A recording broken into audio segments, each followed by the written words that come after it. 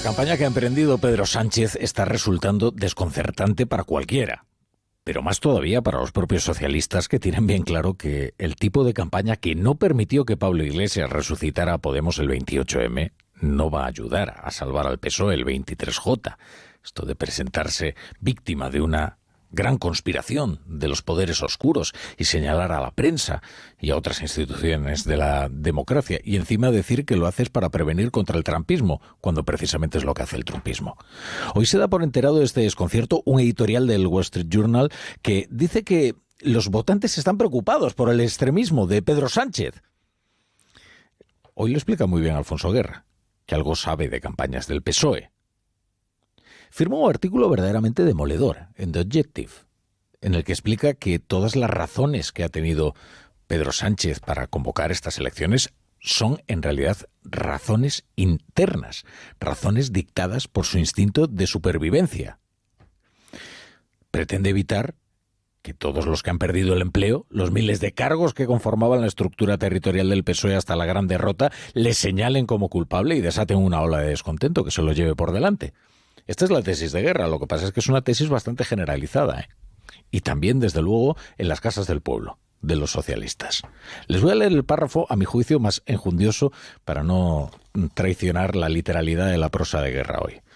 Dice: como persona hábil, se refiere a Sánchez, y de reacciones rápidas, comprendió que tras la derrota de muchos candidatos socialistas con buena gestión, todas las miradas se dirigirían a quien había convertido la campaña electoral en una prueba sobre su capacidad de solventar los problemas que había generado su política de alianzas. El presidente se percató de que solo había una forma de trocar las lanzas en aplausos: convocar elecciones, lo que obligaría a los militantes y dirigentes descontentos a simular su apoyo al secretario general, cuya estrategia de campaña acaba de ser derrotada. Si se organizan comicios, mítines, reuniones en medio de una campaña electoral, cualquier crítica a la reciente gestión pasada, de solo unos días atrás, podrá ser calificada de deslealtad al partido por parte de los acólitos del secretario general. Cerramos comillas. Y esto es lo que estamos viviendo desde que se convocó el adelanto electoral para el 23 de julio. Es un buen párrafo, ¿eh? Es que Guerra escribe bien.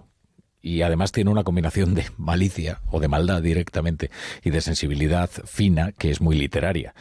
Esto no es frecuente y seguramente lo distingue del resto de los políticos. Ahora, la tesis que late bajo la prosa, esa la comparten socialistas de toda España. Y es que Sánchez es un lastre y que su adelanto electoral responde únicamente a su instinto de supervivencia.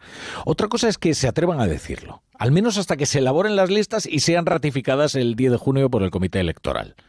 Hasta entonces todos son aplausos. Pero entonces veremos.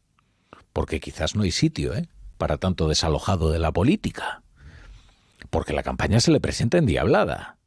Y sirva como resumen que va a tener que pedirle movilización, que vayan a mítines, que peguen carteles, que motiven al votante en una campaña a 40 grados a todos aquellos que ahora le culpan de la derrota. La brújula con La Torre.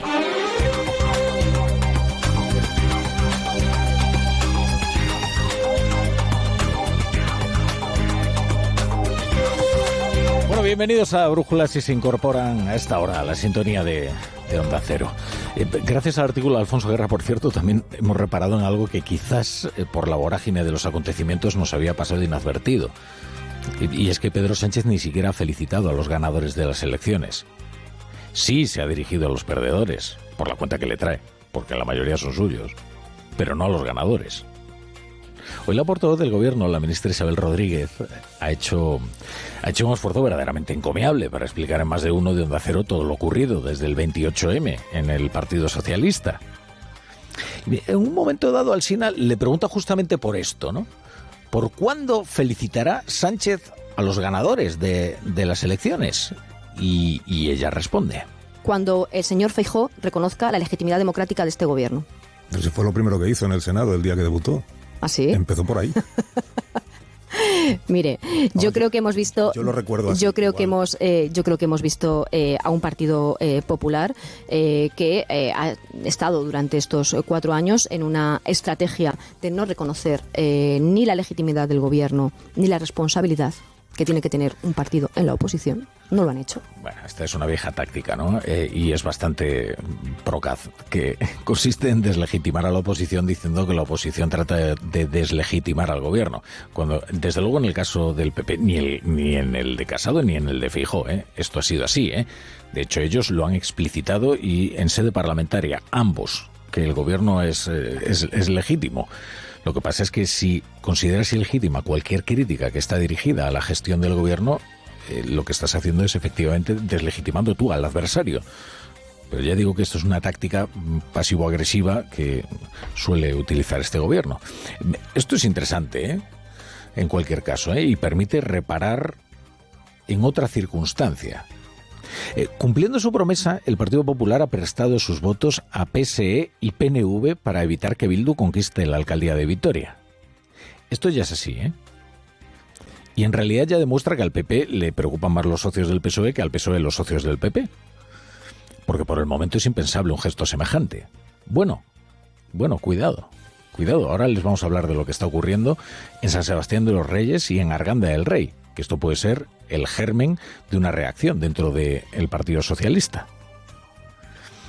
Pero desde luego por lo de Vitoria ni siquiera le han dado las gracias a Alberto Núñez Feijóo ni a los populares. No habrán escuchado ustedes una palabra de agradecimiento por parte, digamos, de la Federación de Ferraz o de Loa o a la responsabilidad del Partido Popular. No, todavía eso no se ha producido. Hoy Alberto Núñez Feijóo ha reiterado en Telecinco su propuesta de que en toda España gobierne la lista más votada, aun sea a riesgo de tener que renunciar al poder en Extremadura. Sí. Ganaríamos cantidad de capitales de provincia, cantidad de diputaciones.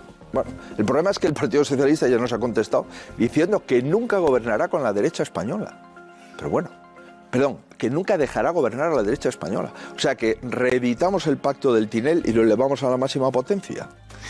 Bueno, le pregunta si asumiría el coste de renunciar a Extremadura, ¿no? Y entonces él dice que ganaría otros municipios, otras autonomías. En realidad, Feijóo sabe que esta es una propuesta que, al menos por la dirección nacional del Partido Socialista, será rechazada, porque de hecho María Chivite ya ha iniciado los contactos para reeditar el Frankenstein Eusko-Navarro, allí donde UPN es la fuerza más votada. Pero bueno, quiere armarse de argumentos para una futura negociación con Vox, aunque por el momento dice que todos sus varones con posibilidades y todos los posibles alcaldes van a presentarse a sus investiduras en solitario. ¿Ha recibido respuesta, Feijóo? Pues no realmente, a menos que el inicio de las conversaciones para la formación de gobierno de Chivite se considere una respuesta, porque lo cierto es que UPN ahí sí que es la fuerza más votada. Pero antes les decía, atención a lo que está ocurriendo aquí, muy cerca de aquí.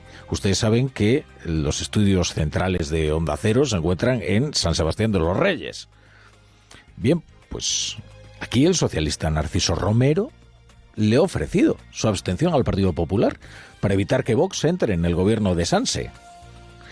Y creo que es la primera oferta de este tenor que ha ocurrido. Ahora además también se le ha sumado a Arganda del Rey, donde el dirigente socialista pues también ha dicho que ha mostrado la disposición de su grupo parlamentario, de su grupo en el ayuntamiento consistorial a prestar sus votos o al menos la abstención para facilitar una investidura sin la necesidad de que Vox sea imprescindible. Bueno, luego le han preguntado a Juan Lobato, que es el secretario general del PSOE madrileño, y dice esto.